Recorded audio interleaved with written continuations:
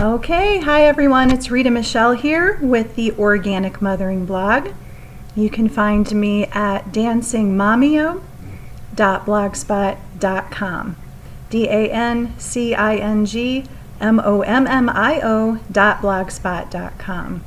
So today I'm continuing a series that I began last week on the hashtag WalkAway campaign. And just briefly again, that is a movement of people who are walking away for various reasons, many of them minorities, from the Democratic Party and becoming conservative.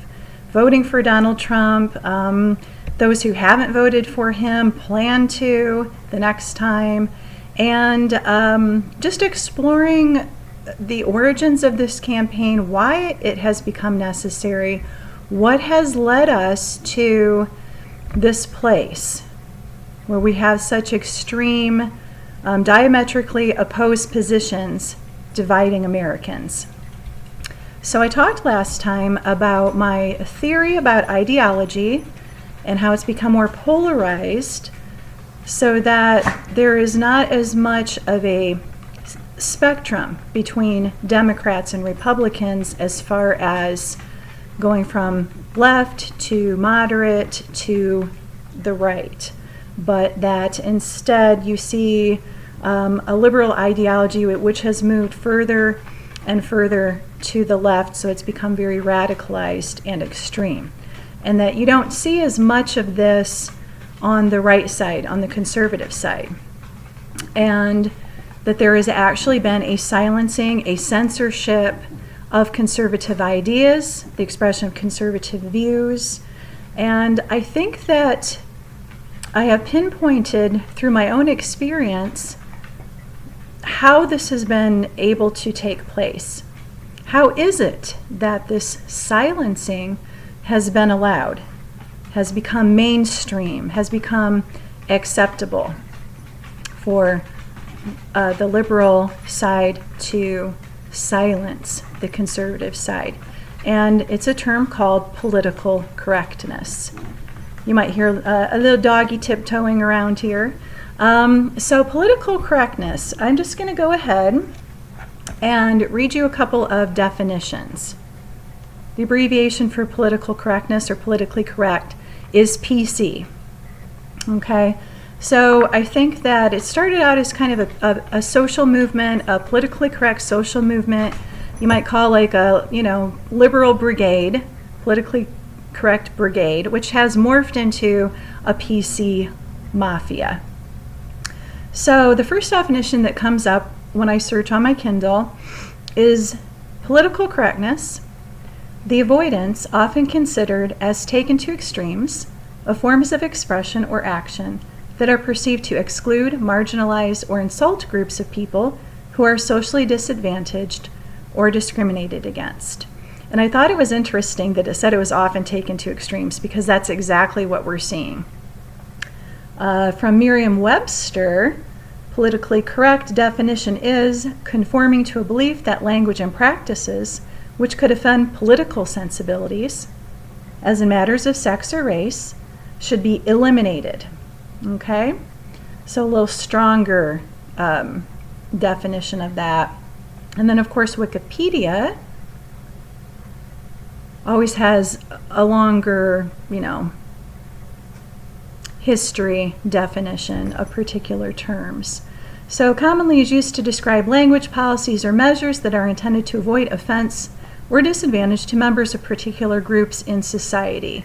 Since the late 1980s, the term has come to refer to a preference for inclusive language and avoiding language or behavior that can be seen as excluding, marginalizing, or insulting groups of people considered disadvantaged or discriminated against, especially groups defined by sex or race. In public discourse and the media, it is generally used as a pejorative, implying that these policies are excessive or unwarranted. Okay, so kind of like the political correctness brigade is now feeling like they're being called extremists, and that's become a pejorative. But when I encountered it, which was exactly when it says in the late 1980s, I was in college at The Ohio State University between 1987 in 1991. And I joined a club. I was an English major, and I joined a club called the Undergraduate English Forum. You didn't have to be an English major to be in the club. We had a CIS major, Computer and Information Science, who wrote science fiction, for example. So anybody could be in it, but a lot of us were English majors, people interested in literature and the arts in general.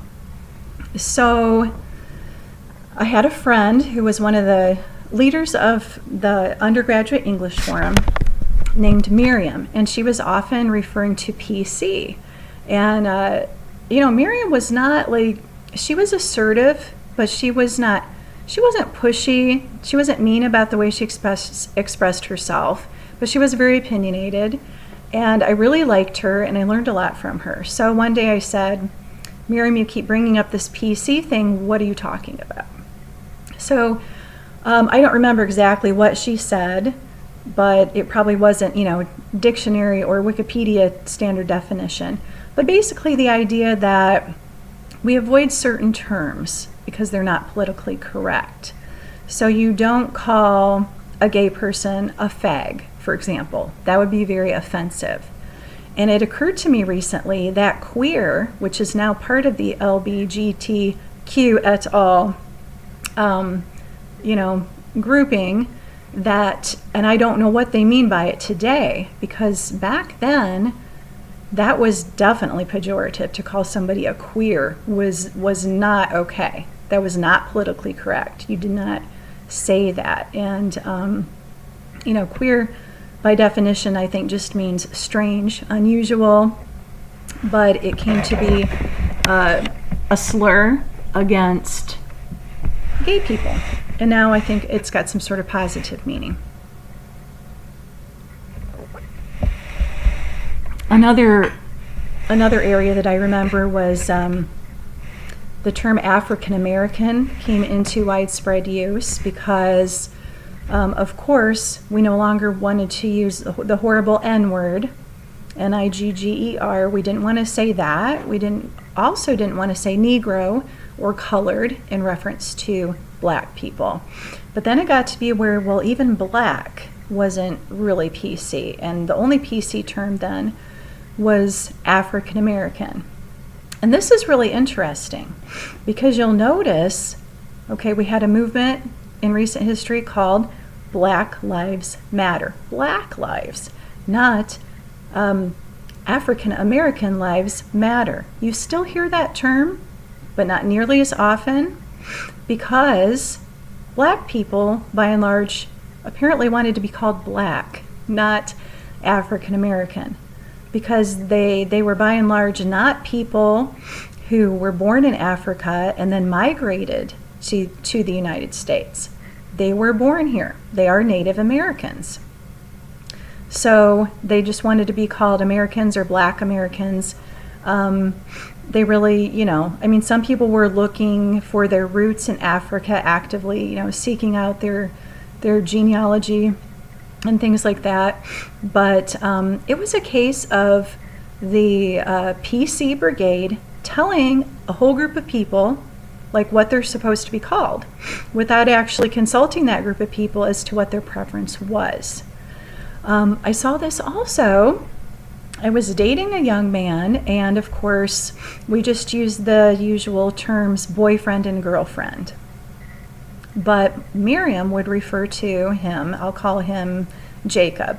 She'd refer to Jacob as my partner.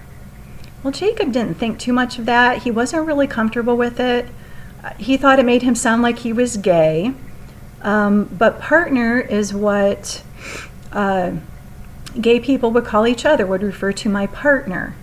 And then I guess the idea is to make everything equal, make all things equal, so everybody just has a partner, whether that is in a heterosexual relationship or a homosexual relationship. But again, there was no, she didn't ask me, what would you like me to refer to Jacob as? Your boyfriend, your partner, your man, what do you want him to be called? And she didn't ask me, she didn't ask him. So I would say that wasn't very politically correct. If you are advocating for one group, but then you're alienating another group, you're not talking to people to find out what terms they would like to be used toward them. So I think that what has happened over time, and I did make some notes here, is that this has turned into what I'm calling the frog boiling effect. And people have been talking about gaslighting and saying that it's like the frog boiling effect, which means that apparently, now I've never asked a frog, but you can put a frog in a pot of cold water and you can gradually heat it up. And the frog doesn't jump out because, the water's fine, the water's comfortable, and it just so gradually gets hot that by the time it's boiling, it's too late. He can no longer jump out.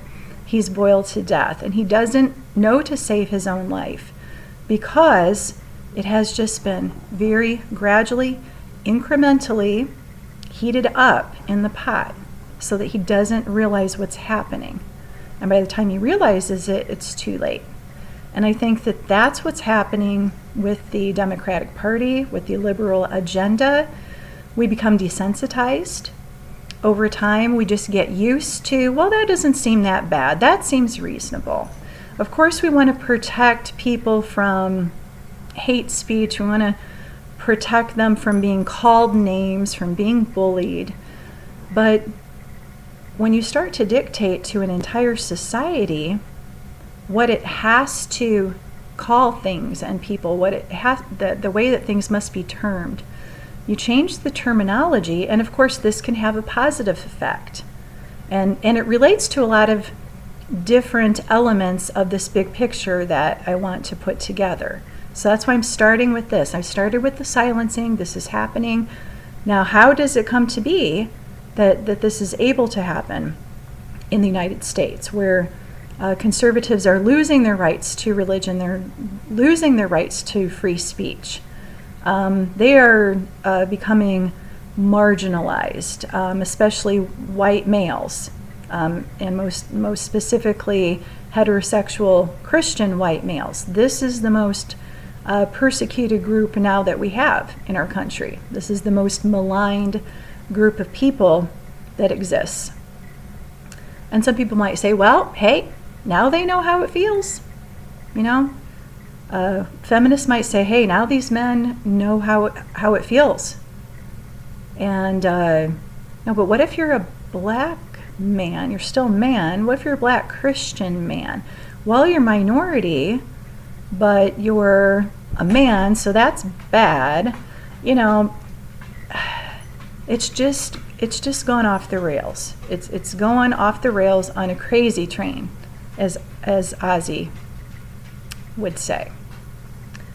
Okay, so I want to just go over a few points of housekeeping here that relate to this political correctness. I'm not politically correct. All right, I do try to be sensitive. I don't unnecessarily say inflammatory things. I'm not just trying to stir the pot by, saying something that you're not supposed to say, just to say, well, I have the freedom to say this. I'm not going to use the terrible N word. I wouldn't even think to, and I especially wouldn't do it just to make my point. However, I am not politically correct. I'm not playing that game. I am not abiding by those rules. Okay? And I'm going to tell you where my rules come from. They come from my Catholic faith. I'm a Catholic. I'm a member of the Catholic Church. And so all of my opinions, my views are going to be filtered through the Church's teaching. And by that I mean the traditional teaching of the Church, not cafeteria Catholicism, not where you pick and choose, well, I like this teaching, so I'll go on with that. But I don't believe in this one. So I'm just going to, pick and choose what I want to put on my Catholic tray. I have to, as a Catholic in good faith, stand by the teachings of the Church that I find here. I don't know if you can see this. This is the Catechism of the Catholic Church. So this outlines the faith. And at the bottom of all the pages are the Bible verses that support those teachings. And I have various versions of the Catholic Bible. This is a 1963 St. Joseph textbook edition, confraternity version of the Holy Bible. Okay, so that is my higher authority, God. Okay, God's my higher authority, God the Father, the Son, and the Holy Spirit. And I don't contradict the teachings of the church, which include Scripture. I don't contradict the Bible. But because the Bible can be interpreted in so many ways, which has led us to, last count I heard, about 30,000 different Christian denominations or non-denominations. Between the denominations and the independent churches and the non-denominational churches, we've got like 33,000 different churches. And everybody has their own interpretation of the book, right? So I take mine from the church that I believe Jesus founded on the rock named Peter, the one holy Catholic and apostolic church that comes from Jesus himself and his 12 apostles and the early church that we read about in the Bible, both the written and the oral traditions. Okay, so that's what I stand on. So when I give my opinion, I'm doing it to the best of my ability to be faithful to the teachings of the church. So you're not going to find me being politically correct. You just, don't expect that. I'm not going to be editing to appease anybody. That's the other thing. So I'm not going to go back because somebody objected to something that I said and try to qualify that, change that, make that more palatable. It's possible I'll do a limited amount of clarifying at the blog itself, in the text of the blog. That I did that actually with the first video, but a part of me feels like I set a bad precedent because I have been blogging since 2011. So for, all these years. And it's 2019 now. So over the course of 8 years, I've learned a lot. And one of the things I've learned is that you can't make everybody happy. And everybody will not perceive you in the same way. I'm going to have to grab a glass of water. Every once in a while here, I'm having a lot of asthma and allergy issues. So please excuse me. But one of the first things I learned is that it doesn't matter what you say, somebody could be offended. Somebody could have their feelings hurt. Somebody could object. Somebody can misunderstand you. And there's nothing you can really do to eliminate all possibilities of that. People are coming to any media with their own personalities, their own perspectives, their preconceived ideas, even about me as a person. So if someone personally knows me and they have a preconceived idea about me, then they're going to view anything I say or write through what they already think of me. Okay, so it won't matter what I say to the contrary because they've already decided what they believe to be true. So it does not serve my purpose to do a lot of editing. It waters down my message. It stifles my creativity. It's an attempt sometimes by people to censor. I mean, that's what they want to do. Like, that song from the 80s, he said, shut up. He said, shut up. Oh, why can't you keep it down? No, I can't sing. Voices carry. Okay, that song. All right. And that's how I felt. And a lot of people are feeling, and this is why they're walking away, because it's like, he said, shut up. Shut up. You can't say that. That's not politically correct. That's not okay. And we will legislate you into silence if necessary. So, we will demonetize you. We will sue you. We will do everything in our power to make sure that your voice is not heard. that you do not have the right to life, liberty, and the pursuit of happiness. So I'm not going to go back because somebody says, you said this and you meant that, and they misinterpreted either honestly or willfully. Some people want to be offended. So I'm not going to be going back and doing that. I've gone back to a blog post, for example, and editing is a normal part of the writing process. And going back on my own and thinking to myself, oh, that grammar, I needed different punctuation there. I mistyped a word. I don't usually misspell because I'm a really good speller, but sometimes I'll see that, I did something grammatically or with punctuation or spelling is not right, or just sentence structure. I'm a perfectionist and I'm always trying to improve it. But if I'm doing it because somebody else has pressured me, bullied me, tried to shame me into not saying what I'm saying, then it's not okay. It just waters down the message. It actually it ruins the whole point of why I'm doing this. So I won't be doing that. Okay, so long story short, political correctness. All right, frog boiling. Okay, you start out with just a few words. Let's everybody agree we don't use these words. We're going to use these words, and then it goes to using the language to change thinking and to change behavior. So thought modification, behavior modification, long story short, a process of brainwashing over a period of time.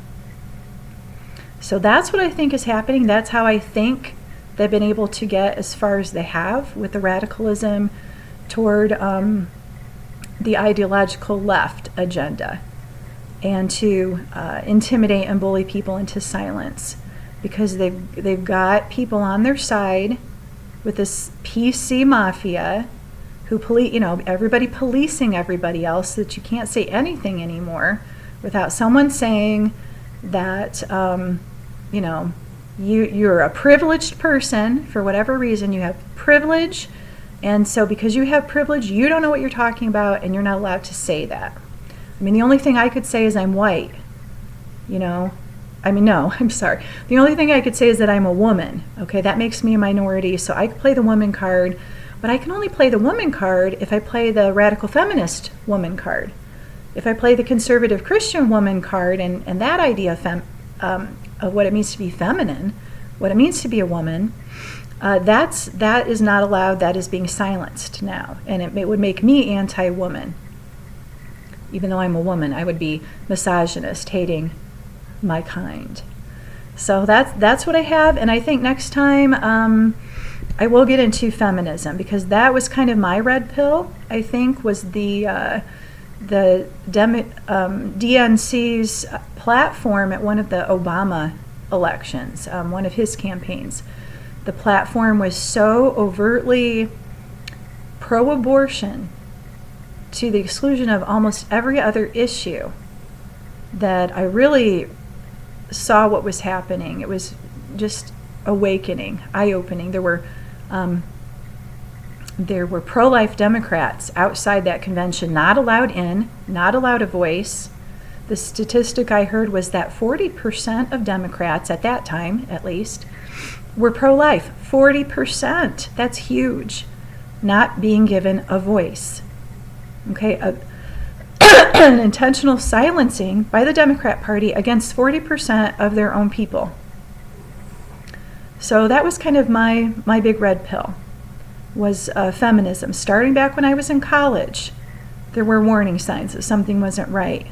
But then when that DNC convention was so overtly a Planned Parenthood convention, I couldn't, I started to see the truth. And once I became Catholic and had to follow church teaching, it became clear, okay, that this one issue, abortion, is the hill to die on. This is the hill to die on. This is the one on which everything else rests. So that's what we'll be talking about next time. If you're still with me, thanks for following so far. Please, like this if you like this video. Hit the like button. Subscribe to this channel. All that stuff everybody always says on YouTube. And then I'll link to my blog. I forgot to do it on the first video. I'll link to the blog where I'll have a little write-up there, and you can view some other things that I've been talking about at Organic Mothering. All right, bye from Rita Michelle, and thanks so much for watching. Take care.